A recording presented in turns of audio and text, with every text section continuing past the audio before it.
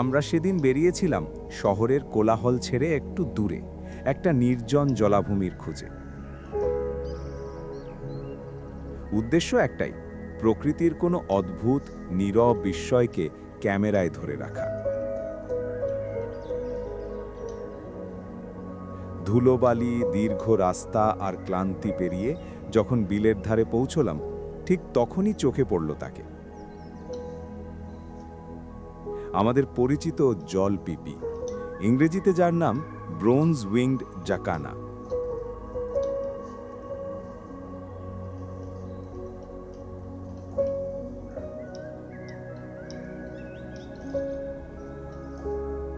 প্রথম দেখায় মনে হবে পাখিটা যেন পানির উপর দিয়েই হেঁটে বেড়াচ্ছে, যেন কোনো ম্যাজিক।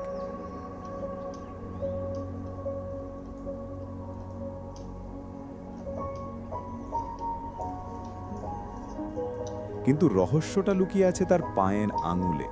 শরীরের তুলনায় অস্বাভাবিক লম্বা সেই আঙুলগুলো আসলে প্রকৃতির এক নিখুঁত ভারসাম্য রক্ষাকারী কৌশল। শাপলা পাতা বা পদ্ম পাতার ওপর ওজন এমনভাবে ছড়িয়ে দেয় যেন একটুও ডুবে না যায়।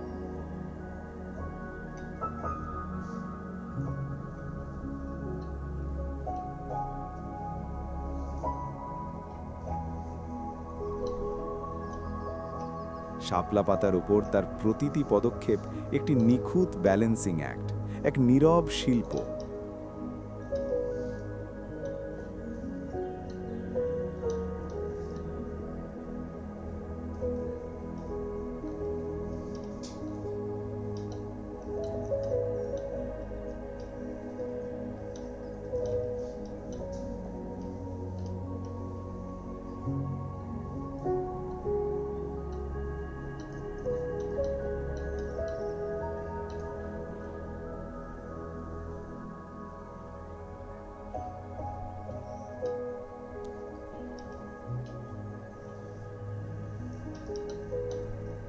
আর কেন তাকে ব্রোঞ্জ উইংড বলা হয়? রোদের আলোয় তার ডানা না দেখলে বিশ্বাসই হবে না। ডানা মেললেই মনে হয় ঝকঝকে ব্রোঞ্জের পালিশ করা কোনো ধাতব পৃষ্ঠ সূর্যের আলোয় ঝিলমিল করছে।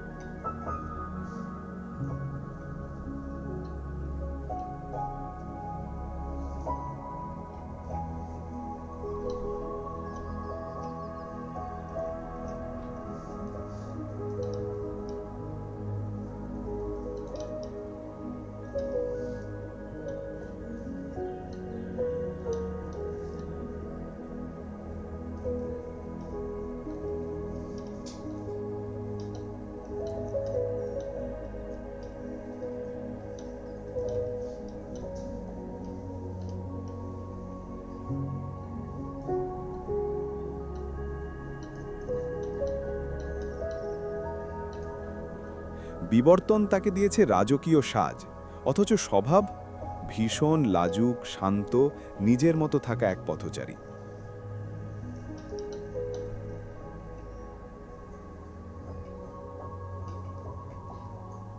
তবে আসল চমকটা লুকিয়ে আছে তার জীবনে।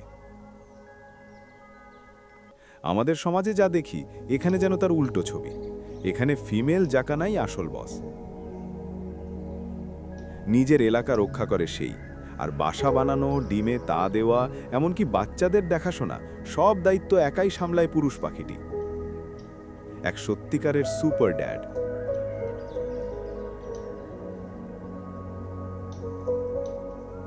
আমাদের চারপাশে কত বিচিত্র জীবন ছড়িয়ে আছে, আমরা কজনই বা তার গল্প শুনি।